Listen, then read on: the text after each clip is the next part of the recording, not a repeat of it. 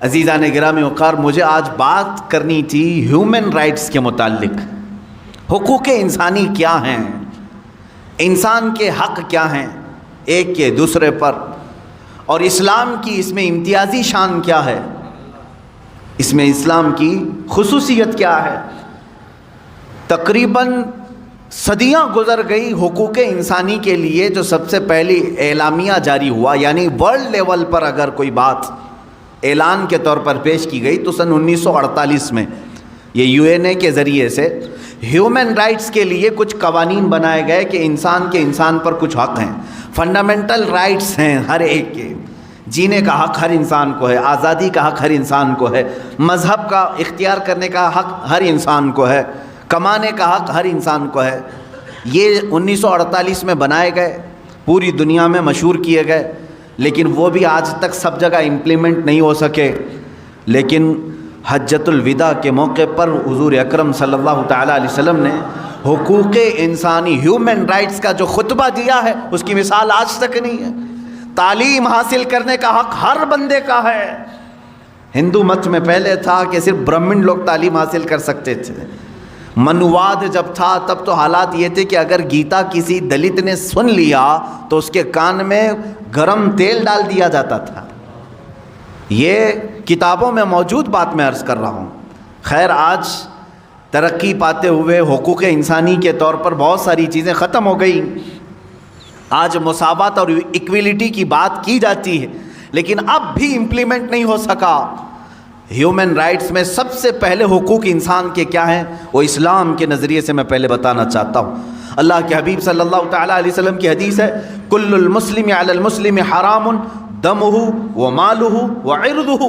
ہر مسلمان پر کچھ چیزوں کا حرام، آپ نے فرمایا کچھ چیزیں حرام ہیں، اس کا خون لینا تمہارے لیے حرام ہے۔ خون مطلب بلڈ ڈونیٹ نہیں، قتل کرنا، کسی کا خون کرنا حرام ہے۔ اس کا مال تمہارے اوپر حرام ہے، اس کی عزت تمہارے اوپر حرام ہے۔ کیا مطلب ہے؟ نہ تم کسی کا ناحق قتل کرو گے، نہ کسی کا تم مال ہڑپ کر رکھو گے، نہ تم کسی کی عزت کے ساتھ کھلواڑ کرو گے۔ 5 چیزیں ایسی ہیں جن کو کہا جاتا ہے جس کی حفاظت ہر مسلمان کے لیے فرض ہے، ہر مسلمان کے لیے فرض ہے، اپنی بھی کرے اور دوسرے کی بھی کرے۔ یہ ہیومن رائٹس کا سب سے جیتا جاگتا ثبوت میں آپ کو دے رہا ہوں۔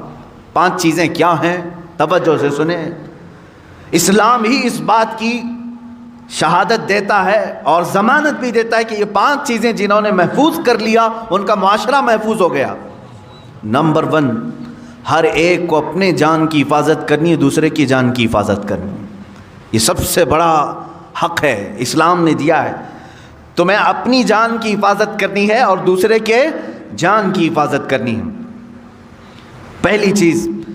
دوسری چیز ہے تمہیں اپنے مال کی حفاظت کرنی ہے اور دوسرے کے مال کی حفاظت کرنی ہے۔ جہاں تمہیں اپنا مال دیکھنا ہے ویسی دوسرے کا مال۔ اس میں کوئی خرابی نہیں آئے گی اگر یہ 5 چیزوں پر کوئی کاربند ہو گیا۔ توجہ سنیں۔ اور پھر اپنی عزت کی حفاظت کرنی ہے اور دوسرے کی عزت کی حفاظت کرنی ہے۔ نمبر 3، اپنی عزت، ایسا نہیں کہ تم بے آبرو ہو کر کے باہر گھومو گے۔ جس طرح تم اپنے آپ کو ننگا باہر دیکھنا پسند نہیں کرتے، کسی اور کو بھی ننگا دیکھنا پسند نہیں ہونا چاہیے۔ تم اپنے متعلق بھی عزت کی حفاظت کرو اور دوسرے کی بھی عزت کی حفاظت کرو۔ لوگ اپنے سطر کی تو حفاظت کر لے جاتے ہیں، دوسروں کے سطر دیکھنے کی کوشش کرتے ہیں۔ اسلام نہیں ہے۔ جان کی حفاظت اپنی اور دوسرے کی، مال کی حفاظت اپنی اور دوسرے کی، عزت کی حفاظت اپنی اور دوسرے کی۔ 3 چیزیں ہو گئی۔ چوتھی چیز اللہ کے حبیب صلی اللہ تعالیٰ علیہ وسلم کی حدیثوں سے ہے، اپنے نسب کی حفاظت کرو اور دوسرے کے نسب کی حفاظت کرو۔ نسب کی حفاظت یہ بہت ضروری چیز ہے۔ نسب کی حفاظت کا مطلب کیا ہے؟ بغیر شادی شدہ بچے پیدا ہونے نہ دینا، ورنہ اس کا نسب ہی نہیں معلوم ہوگا۔ اسلام نسب کا بہت اہتمام کرتا ہے۔ آج یورپ میں جا کر کے پوچھو تو ان کا نسب ہی نہیں معلوم ہے، ان کا باپ کون تھا معلوم ہی نہیں ہے، کیونکہ شادی کیا ہی نہیں۔ وہ سوچتے ہیں گرل فرینڈ بوائے فرینڈ کا جو تصور لایا گیا یہ تو ابھی کم ہے ہمارے معاشرے میں، وہاں تو پورے مزہ چکھنے کا نام فرینڈ شپ ہے۔ پوری شادی شدہ زندگی، 2 بچے ہو جاتے ہیں، پھر بھی گرل فرینڈ ہے ہماری یہ نسب کو انہوں نے تباہ و برباد کر دیا. اور اس کے بعد جم گیا تو ٹھیک ہے، نہیں جما تو چھوڑ دیا. ہزاروں کی تعداد میں بچے ہیں، ایسے اولاد ہیں ان کے باپ کا اور ان کے نسب کا کچھ عطا پتہ نہیں ہے. لیکن اسلام نسب کا اہتمام کرتا ہے. نسب، اپنا بھی نسب کا اہتمام کرو اور دوسرے کی بھی نسب کو خلط ملط ہونے نہ دو، یہ ضروری ہے. اب یہاں سے کوئی یہ بات نہ سمجھ لے نسب کا مطلب اپنے ہی خاندان میں شادی کرنا ضروری ہے تاکہ ہمارا خاندان میں، ایسا ضروری نہیں اسلام. لیکن یہ ضروری ہے کہ تمہارے بچے کا کوئی باپ ہو، اس کا دادا ہو، اس کا نسب اوپر تک پہنچتا ہو. اگر بچے کا کوئی باپ ہی نہیں رہا، آہرہ جس کو کہتے ہیں، عورت ایسی فاحشہ اور طوائف ہے کہ اس نے نہ شادی کی لیکن اولاد ہوئی، وہ اپنے بچوں کے باپ کا نسب کس طرف جوڑیں گے؟ اسلام اس کے خلاف ہے. اسی لیے کتنا اہتمام کیا ہے معلوم ہے اسلام نے. ایک اس کی مثال میں دے دوں. اگر کسی عورت کو آپ نے طلاق دیا تو اسلام کہتا ہے وہ دوسرے سے نکاح کر سکتی ہے، لیکن تھوڑے دن اس کو ٹھہرنا فرض ہے. کیوں؟ کتنے دن تک ٹھہری رہے گی مطلقہ عورت؟ کتنے دن تک؟ 3 حیض جب تک اس کے نہ آ جائیں تب تک وہ دوسرے مرد سے نکاح نہیں کرے گی. 3 حیض جب تک نہ آ جائیں عورت کے، جب تک وہ دوسرے مرد سے نکاح نہیں کرے گی. جائز نہیں ہے اس کے لیے اس سے پہلے نکاح کرنا. اس میں حکمت کیا ہے؟ اس لیے کہ سائنٹیفیکل بھی آپ دیکھیں تو پتہ چلے گا، اگر حمل ٹھہرا تھا پہلے مرد سے تو حیض نہیں آئے گا عورت کو. طلاق دینے والا مرد طلاق دے دیا اور اگر اس سے اس کو پریگننسی ہو گئی تھی، حمل ہو گیا تھا، تو پھر عورت کو حیض نہیں آئے گا. ہاں پھر اگر حمل ہے تو شریعت کہتی ہے جب تک بچہ نہ ہو جائے تب تک وہ دوسرے سے شادی نہیں کر سکتی، کیونکہ ایک حمل میں 2 باپ کا دخل ہو ہی نہیں سکتا. اب 3 حیض تک ٹھہرنے کی حکمت کیا ہے عورت کے لیے؟ کہا گیا جب 3 بار عورت کا حیض آ جائے تو یہ اسپشٹ ہو جاتا ہے، یہ پورا فائنل ہو جاتا ہے کہ اب اس کے پیٹ میں پہلے والے مرد کا کوئی نطفہ باقی نہیں ہے، اس کا حمل نہیں ہے. اب اسلام کہتا ہے دوسرے سے بھی تو نکاح کر لے، اسی لیے کہ اسلام چاہتا ہے کہ آنے والا بچہ اپنے 2 باپ نہ سمجھے، اس کا نسب محفوظ رہے، اس کا نسب محفوظ رہے. باقی دوسری جگہ جا کر کے دیکھیں، ایک کو طلاق دے دیا وہ دوسرے ہی دن جا کے شادی بھی کر سکتی ہے. بہت سارے معاملات، یہ عدت کے معاملات اسلام میں ہیں، دوسرے لا کر کے ہمیں دکھائے ہیں. یا تو کچھ مذاہب میں ایسا ہے کہ اسے دوبارہ شادی کرنے کی اجازت ہی نہیں ہے، اور کچھ جگہ ہے تو ایسے کہ ادھر طلاق دیا ادھر نکاح کر لیا. اسلام درمیانی راستے کا نام ہے. نسب کا اہتمام کیا. میں نے 4 چیزیں سنائی، پھر سے میں عرض کر رہا ہوں آپ کے پاس. اللہ کے حبیب صلی اللہ علیہ وسلم کے فرامین کے مطابق، اللہ کے حبیب صلی اللہ تعالیٰ علیہ وسلم کی حدیث کی روشنی میں ہر مسلمان کو چاہیے کہ وہ اپنے جان کی حفاظت کرے اور دوسرے کے جان کی حفاظت کرے. ہر مسلمان کو چاہیے کہ وہ اپنے مال کی حفاظت کرے، ویسے ہی دوسرے کے مال کی حفاظت کرے. ہر مسلمان کو چاہیے کہ وہ اپنے عزت کی حفاظت کرے، ویسے ہی دوسرے کی عزت کی حفاظت کرے. نمبر 4، ہر مسلمان کو چاہیے کہ وہ اپنے نسب کا اہتمام کرے، اسی طرح دوسرے کے نسب کا بھی اہتمام کرے، خیال کرے. 5ویں چیز ہے جو بہت اہم ہے، اسلام نے کہا ہر مسلمان کو اپنے دین کی حفاظت ضروری ہے. اسی طرح کہا گیا کہ دوسرے کے دین سے چھیڑ چھاڑ بھی نہ ہو. لا تسبوا الذین یدعون من دون اللہ فیسبوا اللہ عدوا بغیر علم. اللہ قرآن میں فرماتا ہے تم دوسروں کے خداؤں کو گالی نہ دو جو اللہ کے علاوہ دوسروں کی پوجا کرتے ہیں، ہاں بغیر علم کہ وہ پھر اللہ کو گالی دیں گے. تو یہاں دین کی حفاظت بھی ہمارے لیے ضروری. یہ 5 چیزوں کی آپ حفاظت کر لے جاؤ، معاشرہ کبھی ڈس بیلنس نہیں ہوگا، نظام برقرار رہے گا. آج یہاں پر بیلنس نہیں ملتا، اس کی وجہ کیا ہے؟ یا تو آپ اپنی جان کی حفاظت کر رہے ہیں اور دوسرے کی جان کے پیچھے پڑے ہوئے ہیں، آپ اس کو اہمیت نہیں دیتے، یا آپ اپنی عزت کی فکر میں ہیں، دوسرے کی عزت جائے کہیں پر، تو یہ ڈس بیلنس تو آنا ہی ہے. یہاں آنا ہی ہے. سیدنا عمر فاروق رضی اللہ تعالیٰ عنہ کو دیکھیں، عزت کی حفاظت ہر مسلمان کے لیے ضروری ہے، تو اس کے لیے آپ نے کیا فرمایا؟ ایک بار غسان کا ایک بادشاہ آیا اسلام قبول کیا، اس کے ساتھ اس کی فوج بھی تھی، اسلام قبول کر لی۔ اس خوشی میں مسلمان پورے خانہ کعبہ کے طواف کے لیے آئے۔ طواف کے دوران اس بادشاہ کی لنگی پر ایک مسلمان کا پیر پڑ گیا، لنگی کھلی، تہبند کھلی، تھوڑی سی اسے شرمندگی ہو گئی۔ بادشاہ وقت تھا، لیکن طواف کے وقت کہاں بادشاہ، کہاں غریب، کہاں فقیر، ہو گیا۔ لیکن اس کے بدلے میں اس نے پلٹ کر کے اس مسلمان کو مارنا شروع کر دیا، بہت مارا، زخمی کر دیا۔ اب ظاہر سی بات ہے جان بوجھ کر کے تو اس کی لنگی کھینچی نہیں تھی اس مسلمان نے، اس کی تہبند پکڑ کر کھولا تو نہیں تھا، پڑ گیا پیر۔ سیدنا عمر فاروق رضی اللہ تعالیٰ عنہ کی بارگاہ عدالت میں یہ مسلمان نے مقدمہ کر دیا، کہا حضور یہ جو غسانی بادشاہ ہے، جبلہ بن احم اس کا نام تھا، اس کی تہبند پر میرا پیر پڑھا، غلطی سے ہوا، لیکن اس نے مجھے اس غلطی سے کئی زیادہ مارا ہے، زد و کوب کیا ہے، مجھے زخمی کر دیا ہے۔ سیدنا عمر فاروق رضی اللہ تعالیٰ عنہ نے اس مقدمے کو سننے کے بعد سیدھے بادشاہ کو اپنی عدالت میں طلب کیا، کہا بادشاہ آ جاؤ۔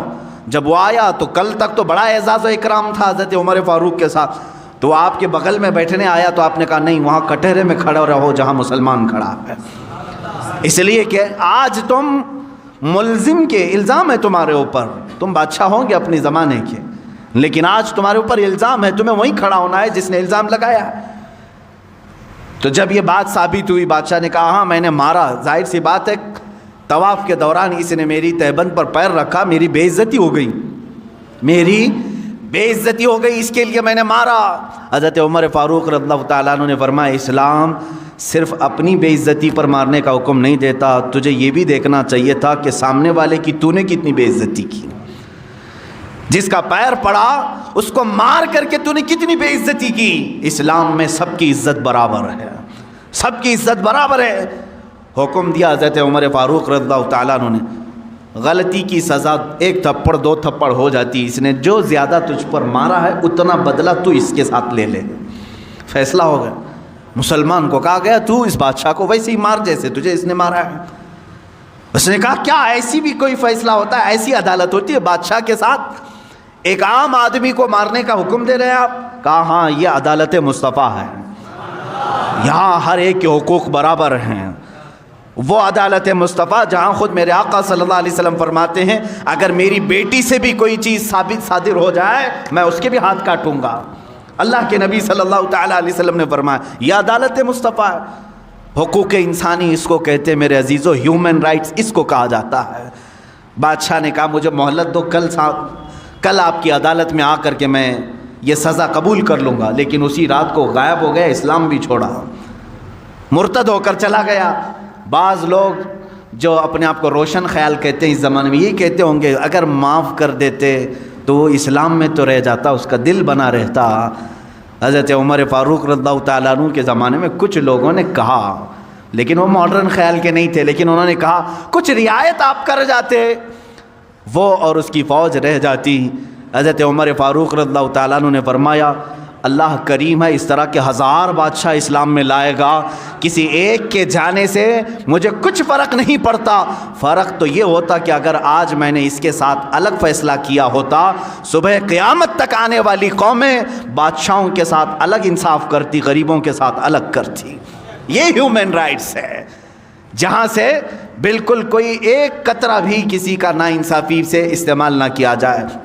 عزیزان گرامی، یہ معاشرہ جو آج ہمارا نظام، ہماری جو سوسائٹی ڈس بیلنس ہے، اس کی وجہ یہ ہے یا تو آپ اپنی جان کی حفاظت کر رہے ہیں لیکن دوسرے کی جان کی پرواہ نہیں ہے، آپ اپنی عزت کی فکر کر رہے ہیں دوسرے کی عزت کی فکر نہیں۔ ہمارے لیے سب کی عزت برابر ہو، سب کی عزت برابر ہو۔ آپ کو معلوم ہے آخری حج ہے میرے آقا صلی اللہ علیہ وسلم کا، اس دن اللہ کے نبی صلی اللہ تعالیٰ علیہ وسلم جو 10ویں ذی الحجہ ہے، پوچھا ہے میرے صحابہ آج کا دن کون سا ہے؟ کہا 10ویں ذی الحجہ ہے۔ حضور صلی اللہ تعالیٰ علیہ وسلم صحابہ سے فرماتے ہیں یہ زمین کون سی ہے تمہیں معلوم ہے؟ کہا اللہ کی مقدس سرزمین بلد اللہ الحرام، مکہ مکرمہ۔ فرماتے ہیں یہ گھر خانہ کعبہ جانتے ہو؟ کہا یہ اللہ کا سب سے مقدس گھر ہے۔ اب سنو میرے آقا صلی اللہ علیہ وسلم فرماتے ہیں اس مہینے کی جیسی حرمت ہے، عزت ہے ذی الحجہ کی، اس شہر کی جیسی عزت ہے، اس خانہ کعبہ کی جیسی عزت ہے، حضور فرماتے میرے نزدیک ایک مومن کی عزت اس سے بڑھ کر کے ہے۔ ذی الحجہ کے مہینے سے بڑھ کر، بلد اللہ الحرام سے بڑھ کر، خانہ کعبہ سے بڑھ کر ایک مسلمان کی عزت کو اللہ کے نبی نے اتنا بلند کیا۔ اگر ہم خانہ کعبہ کی عزت کو نہیں اچھال سکتے، پسند نہیں کرتے، اسی طرح ہمیں کسی مسلمان کی عزت پر بھی حملہ نہیں کرنا چاہیے۔ یاد رکھیں قیامت کے دن ان معاملات میں پھنس جائیں گے۔ اب رہی بات مال کی حفاظت، مال کی حفاظت، یہاں پر بھی جو بیلنس بگڑا ہے اس کی وجہ صرف یہی ہے کہ آپ اپنے مال کو تو تجوریوں میں مکفل کر دیے، لیکن دوسرے کے مال کی پرواہ نہیں۔ ہونا تو یہی چاہیے کہ میرا مال جس طرح محنت کا ہے اسی طرح میرے بھائی کا بھی مال ہے۔ اگر آپ کے پاس کسی نے 100 روپے دے دیے تھے تو واپس پلٹانے میں کیوں آئیں کائیں کرتے ہو؟ تمہاری نیتیں خراب کیوں ہو گئیں؟ تم نے امانت میں خیانت کیوں شروع کیا؟ ایک دو نہیں، ہزاروں لوگ ہیں یہاں پر جو اس بات سے جوجھ رہے ہیں کہ جس کو کسی کام کے لیے پیسہ دیا تھا وہ کھا گیا، دینے کا نام نہیں لیتا، اور پھر دیکھو تو داڑھی رکھا ہے، ٹوپی رکھا ہے، نمازوں میں آتا ہے۔ ایسے بہت سارے ہیں۔ عزیزان گرامی وقار، ایک مال مسلم کے ساتھ جو ناانصافی ہوگی، جانتے ہیں اس کا وبال کیا ہے؟ اس کا وبال یہ بھی ہیومن رائٹس میں ہے یا نہیں؟ ہر ایک کے مال کی حفاظت ہیومن رائٹس ہے کہ نہیں؟ انسانی حقوق ہے۔ جس طرح تم اپنا مال ضائع کرنا نہیں چاہتے، اسی طرح کسی دوسرے کا مال تمہارے پاس آیا تو تم اس کو کھا کر کے کیوں بیٹھے؟ اس کو واپس کیوں نہیں پلٹایا؟ یہاں سے دشمنی شروع ہو گئی، معاشرے میں بگاڑ پیدا ہو گیا، اور آج تمہارے ہی خود سے اعتماد ہٹ گیا، ایک دوسرے کو کوئی قرض دینے کو تیار نہیں آج۔ کیوں؟ معلوم نہیں ہے کہ ہزاروں مثالیں ملتی ہیں، کھا جاتے ہیں لوگ، کھا جاتے ہیں۔ تمہارے ساتھ تجارت کرنے کو کوئی تیار نہیں، کیوں؟ امانت ختم کر دیا۔ جب تک تمہیں امانتوں کو واپس پلٹانے کی عادت نہ آ جائے تمہاری برکتیں بھی چھین لی جائیں گی، برکتیں ختم ہو جاتی۔ اب سنو، تم بہت بڑے بڑے یہاں 1,00,000 2 لاکھ کھا کر کے ڈکار تک نہیں لے رہے ہیں۔ 1 درہم کی بات کرتا ہوں، 2 درہم کی بات کرتا ہوں۔ مدینہ رسول ہے، اللہ کے حبیب صلی اللہ تعالیٰ علیہ وسلم کی بارگاہ میں ایک صحابی رسول کا انتقال ہوا، جنازہ آیا، جنازے کے لیے صفیں کھڑی ہو گئیں۔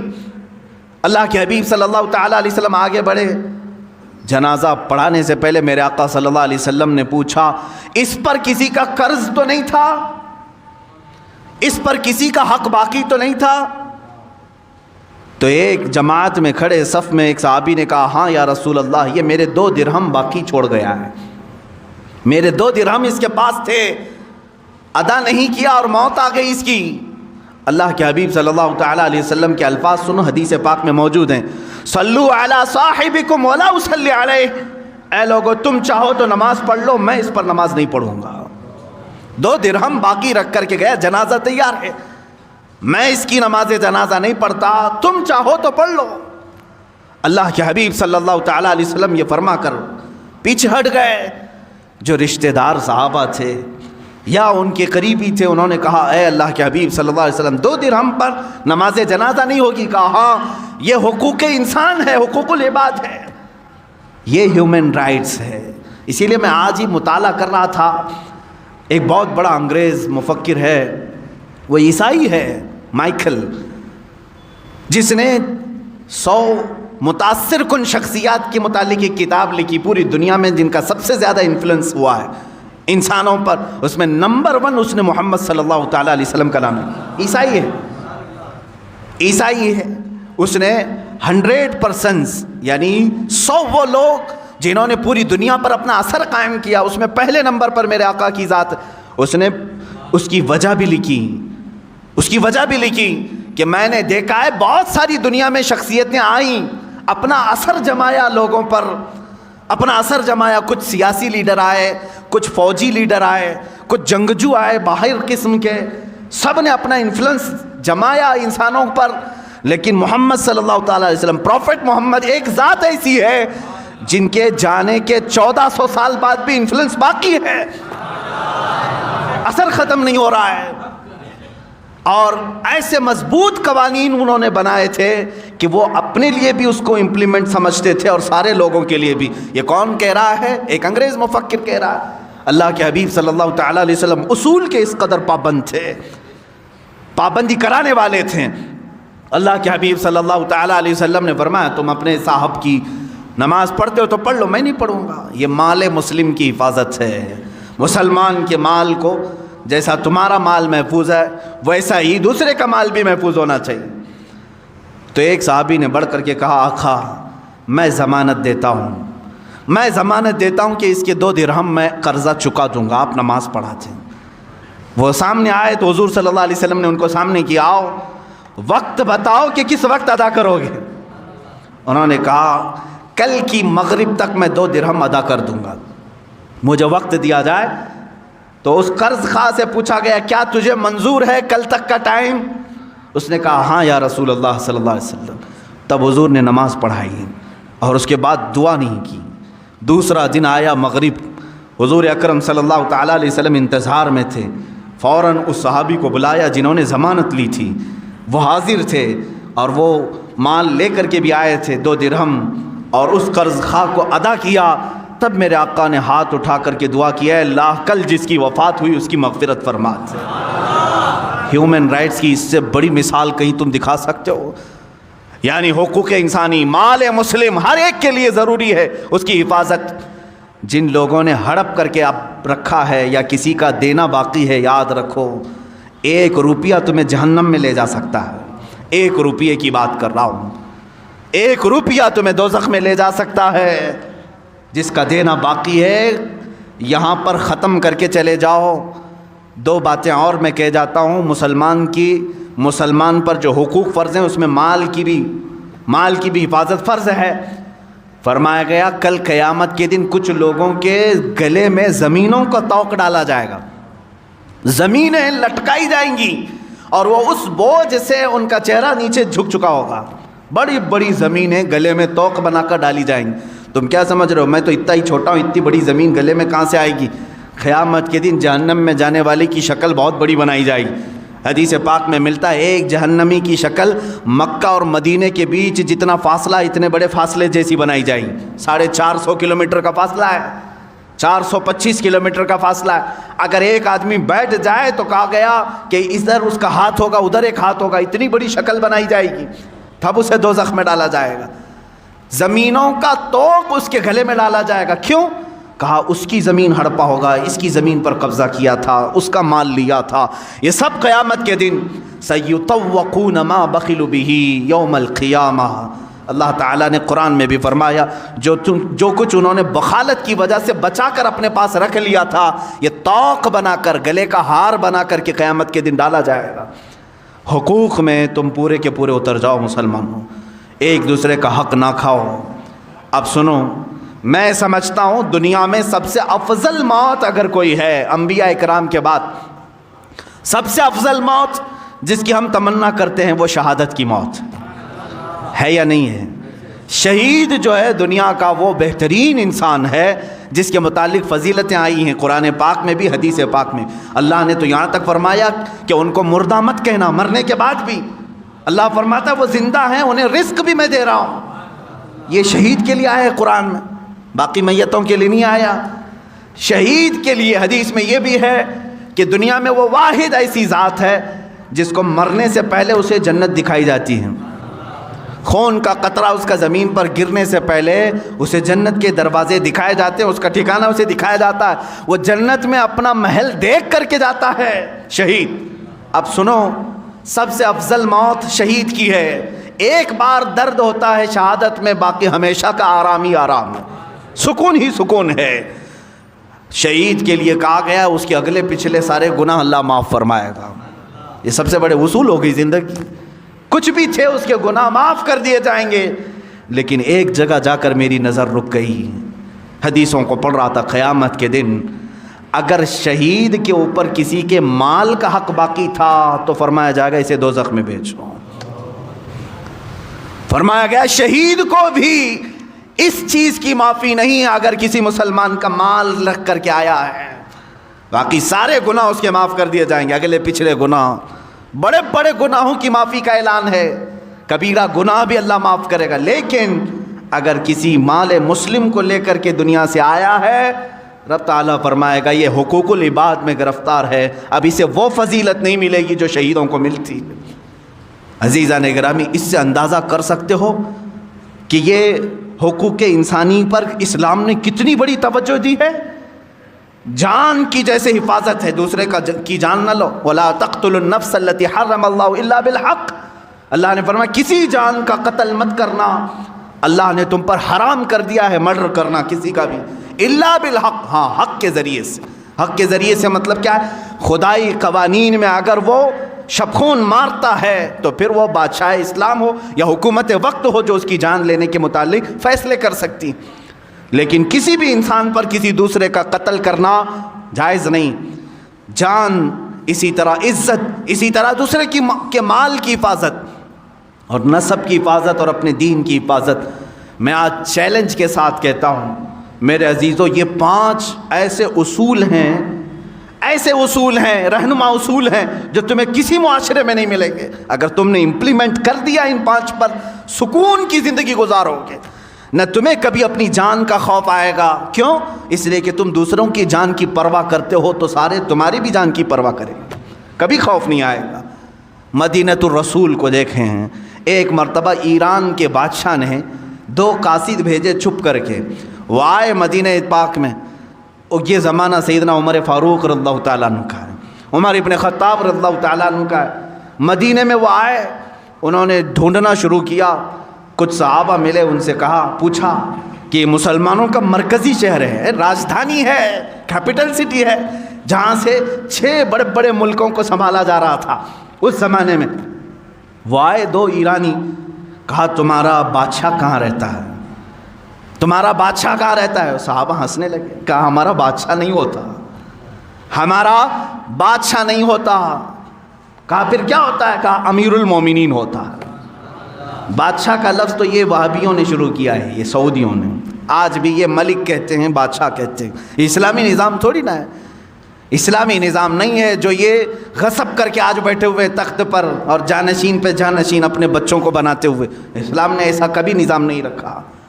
اگر جانشین بیٹا ہی بادشاہ بننا ہوتا تو صدیق اکبر کی بھی بیٹے تھے، عمر فاروق کی بھی بیٹے تھے، انہوں نے کبھی اپنے بعد اپنے بیٹوں کو تخت پر نہیں بٹھایا۔ کہا یہ امت مصطفیٰ فیصلہ کرے گی، جو ان میں سب سے افضل ہوگا وہ اس کی باغ ڈور سنبھالے گا، بادشاہ نہیں ہوتا ہمارا۔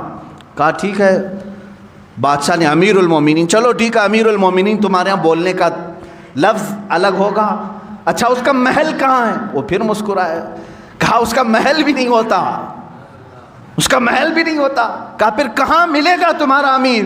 کہا دیکھو مسجد نبوی کے قریب میں ایک پیپل کا جھاڑ ہے، اس کے نیچے سو رہا ہوگا، ایک درخت ہے پیلو کا، اس کے نیچے آرام کر رہا ہوگا۔ وہ دونوں آئے اور دیکھا تو دوپہر کا وقت تھا، کڑی دھوپ ہے، اس درخت کے چھاؤں میں، سائے میں حضرت عمر فاروق رضی اللہ تعالیٰ عنہ ہلکی سی ایک پتلی چادر بچھائے ہوئے، ننگی پیٹھ ہے، آرام فرما رہے ہیں۔ دیکھ کر کے وہ ہیبت زدہ رہ گئے، یہی عمر ہے جس سے قیصر و کسریٰ تھرا رہے ہیں، وہ کپ کپی ہے ان کے اندر اور یہ یہاں تنہا سو رہا ہے۔ اسی اسنا میں حضرت عمر فاروق رضی اللہ تعالیٰ عنہ کی آنکھ کھل گئی۔ آپ نے پوچھا تم لوگ قاصد بن کر کے آئے ہو اور دل میں سوچ رہے ہوگے کہ ابھی چاہیں تو ہم حملہ کر لیں۔ وہ ڈر گئے، کانپنے لگے۔ حضرت عمر فاروق رضی اللہ تعالیٰ عنہ نے فرمایا یاد رکھو ہم نے اپنے تخت خلافت کو کسی کے خون پر نہیں بٹھایا جیسے تمہارے بادشاہوں نے جمع کر رکھا ہے، ہم دوسروں کے جان کی حفاظت کرتے ہیں، سارے ہماری جان کی بھی حفاظت کرتے ہیں۔ جب تم مسلمان کی اور دیگر مخلوق کے جان کی حفاظت کرو گے اللہ تمہاری جان کی حفاظت کرے گا۔ اللہ رب العزت میری حفاظت میں، جب تک رب تعالیٰ نہ چاہے مجھ پر کچھ نہیں ہوگا۔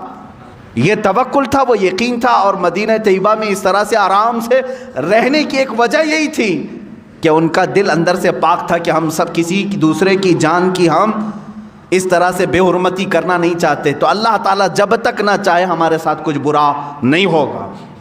میرے عزیزو، آج کے حالات پر میں تھوڑی سی بات یہ کر دوں، یہ اسلامی اصول ہیں جو میں نے بتائے، ہیومن رائٹس کا سب سے بڑا سبق ہے اسلام میں، لیکن جو ہیومن رائٹس کے سب سے بڑے علمبردار ہیں آج، وہ امریکہ ہو، یورپ ہو یا UN، جس میں 1948 میں ایک اعلامیہ جاری کیا گیا تھا سن 1948 میں کہ ہر ایک دنیا میں رہنے والے انسان کو کچھ فنڈامنٹل رائٹس ہیں. ہر ایک کو تعلیم کا حق ہونا چاہیے, ہر ایک کو آزادی رائے کا, اظہار رائے کا کی آزادی ہونی چاہیے, مذہب کی آزادی ہونی چاہیے, کھانے پینے کا اس کا اپنا رائٹ ہے, فنڈامنٹل رائٹ ہے, شادی اس کا اپنا رائٹ ہے. یہ سب ایک اصول بنا کب؟ 1948 میں. اس سے پہلے کہاں تھے؟ ایک دوسرے کا حق مار رہے تھے.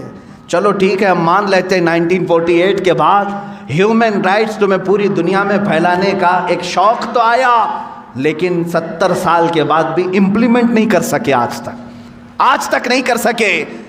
دادا گیری, گنڈا گردی آج بھی جاری ہے. کیا امریکہ جس زمین پر اترتا ہے وہاں کے انسانوں کا احترام کرتا ہے؟ کیا وہاں کے بچوں کا, وہاں کی عورتوں کا خیال کیا جاتا ہے؟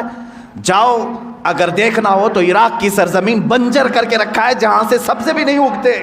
اتنے بم برسائے انہوں نے, کیمیکل کے ہتھیار ملک شام پر ڈالے, لاکھوں کی تعداد میں بچے فنا ہو چکے, بے گھر ہو چکے ہیں. کچھ ایسے اولاد ہیں جن کی عمر 8 سال 9 سال, ماں بھی فوت باپ بھی فوت. کیا یہ ہیومن رائٹس ہے؟ کیا یہ انسانی حقوق ہے؟ اسی طرح میرے عزیزو, یورپ کی سرزمین نے آزادی کے نام پر جو ننگا ناچ دکھایا پوری دنیا کو, عورتوں کو بھی ننگا کر کے بازار میں لائے, مردوں کو بھی ننگا کر کے لائے. اب تو یہ ہیومن رائٹس کے نام پر اتنی آزادی دینے کو چاہتے ہیں کہ بیٹا چاہے تو ماں سے نکاح کر لے, بھائی چاہے تو اپنی بہن سے بیاہ کر لے. یہ ہیومن رائٹس ہے, یہ آزادی ہے. اسلام اس چیز کے متعلق ہرگز نہیں پسند کرتا. ہمارے یہاں نسب کا بھی احترام کیا جاتا ہے اور دین کا بھی اہتمام کیا جاتا ہے. اور اسی طرح ہیومن رائٹس کی بات کرنے والی بہت ساری تنظیمیں, NGOs ہیں, لیکن وہ NGO کے نام پر جو دوسرے کام کرتی ہیں وہ بھی ہمیں معلوم ہے. ہمارے اس ملک میں ہیومن رائٹس کی جو دھجیاں اڑائی جا رہی ہیں, اس پر کیوں گفتگو نہیں ہوتی؟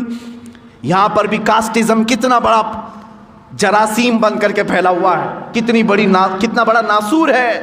خاص طور پر ہندوستان کے ان علاقوں میں, راجستھان میں, اتر پردیش میں, بہار, کاسٹزم ایسا ہے کہ ایک برادری کی لڑکی دوسرے بڑے اعلیٰ ذات والے سے نہ کبھی شادی کر سکتی ہے, شادی تو دور کی بات, اس کو چھو بھی نہیں سکتی. میں اجمیر پاک گیا تھا, وہاں پر بھی ایک ہندو صاحب ہیں, انہوں نے آ کر کے کہا کہ مجھے میرے گاؤں سے بھگایا گیا ہے صرف اس لیے کہ ایک اعلیٰ ذات کی لڑکی کے ساتھ میں نے بات چیت کی تھی. میرا حقہ پانی بند ہے, میرا آنا جانا بند ہے, پورے گاؤں والوں نے بائیکاٹ کر رکھا ہے. کہا اس پہ پولیس کچھ نہیں کہتی. کہا پولیس بھی تو پنچایت کے نیچے ہوتی ہے نا, جیسے گاؤں والے فیصلہ کریں گے. آج تک چل رہا ہے, لوگوں کے حقوق مارے جاتے ہیں. اور بڑی ذات کے لوگ اگر جرم کریں تو اسے چھپا دیا جائے, چھوٹی ذات کے لوگ اگر جرم کریں تو انہیں پھانسی پر لٹکا دیا جائے. بلکہ یہاں تو اب کورٹ فیصلہ نہیں کرتی, خود ہی لوگ فیصلہ کر جاتے ہیں, مار کر ختم کرتے ہیں. عزیزان گرامی وقار, میں پھر سے یہی بات کرنا چاہوں گا, اللہ کا ہزارہ نہیں کروڑہ احسان ہے, اس نے ایک پاکیزہ دین اسلام میں ہمیں پیدا کیا ہے, جہاں ہمیں اللہ رب العزت نے کاسٹزم کے تمام فرق کو ختم کرنے کا حکم دیا. اللہ تعالیٰ نے فرمایا ہے کہ ان اکرمکم عند اللہ اتقاکم, تم میں کوئی بھی افضل نہیں, کوئی افضل نہیں. تم میں سب سے زیادہ افضل وہ ہے جس کے اخلاق سب سے اچھے ہوں گے, جو پرہیزگار سب سے زیادہ ہو, وہی افضل ہے. وہ چاہے کسی بھی چھوٹی برادری میں پیدا کیوں نہ ہوا ہو, وہ ہمارے لیے افضل ہے, تقویٰ سے افضل ہوگا. یہاں تک کہ سادات ہمارے ہاں بالکل محترم ہیں, حضور اکرم صلی اللہ تعالیٰ علیہ وسلم کی آل ہیں, لیکن خاندان کا یہ تعصب ان کے لیے بھی جائز نہیں. اگر کوئی یہ کہے میں سید ہوں مجھے ٹیکس دو, تو وہ جرت کر رہا ہے دین اسلام میں, اسلام میں وہ جرت کر رہا ہے. میں سادات کو بہت ادب کی نگاہ سے دیکھتا ہوں, اور یقیناً ہمارے آقا صلی اللہ علیہ وسلم نے ہمیں حکم بھی فرمایا, لیکن سادات کو جس طرح سے فوقیت حاصل ہے وہ ہمارا اپنا پرسنل معاملہ, ہم ادب و احترام کریں.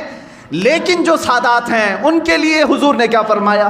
اپنی بیٹی حضرت فاطمہ سے کہا تو عمل چھوڑنا مت, اعملی یا فاطمہ, اے فاطمہ نماز روزے حج و زکوٰۃ جو تم پر فرض ہیں اس میں کوتاہی نہ آنے پائے, یہ سوچ کر کے کہ میں رسول کی بیٹی ہوں, عمل نہیں چھوڑنا. حضور نے اپنی بیٹی کو حکم دیا ہے, بعد کے آنے والی اولاد پر تو اور بھی زیادہ فرض ہے. عزیزان گرامی, کاسٹزم یا یہ خاندانی تعصب، اس چیز کو اگر کوئی لے کے آتا ہے، یہ خان ہے، یہ پٹھان ہے، یہ مرزا ہے، یہ سید ہے، یہ تمام تصورات اسلام میں نہیں ہے میرے عزیز۔ ٹھیک ہے، پہچان کے لیے کوئی خاندان ہو سکتا ہے تمہارا، الگ تعارف کے لیے کوئی تمہاری برادری ہو سکتی ہے، لیکن کسی برادری کو کسی پر فوقیت حاصل نہیں ہے۔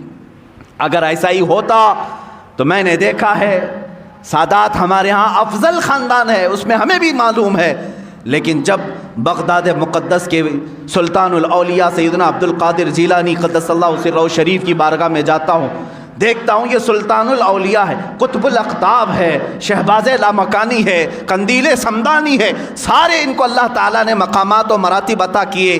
اب ظاہر سی بات ہے جو خود ولیوں کا سردار ہو وہ سادات میں سے بھی ہیں، حسنی سید ہیں، حسینی سید ہیں، ماں اور باپ دونوں کی طرف سے سید ہیں، ساری افضلیت جمع تھی، لیکن جب بیعت کرنے کی بات آئی کس کے ہاتھ میں آپ نے ہاتھ دیا؟ ابو سعید مخزومی رحمۃ اللہ تعالیٰ علیہ، جو سید نہیں تھے، غیر سید کے ہاتھ میں آپ بیعت ہوئے۔ اب ہندوستان کے سلطان غریب نواز کی بارگاہ میں دیکھیں، سلطان الاولیاء یہ خود بھی سید زادے ہیں، سرکار غریب نواز آل رسول میں ہیں، عطائے رسول بھی ہیں، لیکن پیر و مرشد خواجہ عثمان ہارونی سید نہیں ہیں۔ اسلام نے یہ ہمیں بتایا ہے کہ ہمارے یہاں خاندان افضل ہیں، لیکن اگر کوئی غریب نواز کا پیر بن سکتا ہے غیر سید، غوث پاک کا کوئی پیر بن سکتا ہے غیر سید، تو اسلام یہی بتانا چاہتا ہے تم میں افضل وہ ہے جس کا تقوی زیادہ ہو، افضل وہ ہے جس کا تقوی زیادہ ہو۔ عزیزان گرامی، ہیومن رائٹس کے متعلق بہت ساری باتیں ہیں، آج میں صرف اتنا میسج دینا چاہوں گا، اے مسلمانوں، میں حدیث رسول کے ذریعے سے تمہیں 5 چیزیں بتا کر کے جا رہا ہوں، ان 5 چیزوں کی حفاظت کی ذمہ داری ہر مسلمان کی ہے، تم اپنی بھی یہ 5 چیزوں کی حفاظت کرو اور دوسرے کی بھی حفاظت کریں گے۔ وہ 5 چیزیں میں دہرا رہا ہوں اور اسی پر بات ختم کروں گا۔ سب سے پہلی چیز جس کی حفاظت ضروری ہے، اپنے جان کی حفاظت، اپنے جان کی حفاظت ضروری ہے۔ خود کو ہلاکت میں ڈالنے کی اجازت اسلام نے نہیں دیا، سوسائڈ کی تمہیں اجازت نہیں، آتم ہتیا کرنے والے کی بہت بڑی وعید آئی ہے، جس نے خودکشی کی وہ سیدھے جہنم میں جائے گا۔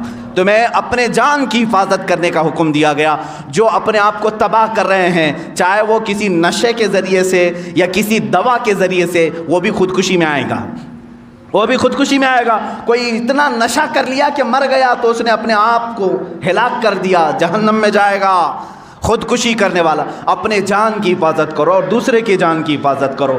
نمبر 2، اپنے مال کی حفاظت، اسی طرح دوسرے کے مال کی حفاظت۔ اس کے مال میں تم خورد برد نہ کرو اور اپنے مال کو بھی ضائع ہونے نہ دو۔ نمبر 3، اپنی عزت کی حفاظت کرو، اسی طرح دوسرے کی عزت کی بھی۔ جس طرح تم اپنا سطر کھلنے نہیں دیتے، اسی طرح دوسرے کا بھی سطر کھلنے نہ دو۔ اپنے گھر کی عورتوں کی جیسی تم حفاظت کرتے ہو، دوسری کسی عورت پر تمہاری نگاہ بھی نہ پڑنے پائے۔ میری بہن جتنا میرے لیے عزیز ہے، اسی طرح دوسرے کی بھی بہن اس کے لیے عزیز ہوتی ہے۔ میری ماں جس طرح میرے لیے محترم ہے، اسی طرح دوسرے کی ماں بھی میرے لیے محترم ہو۔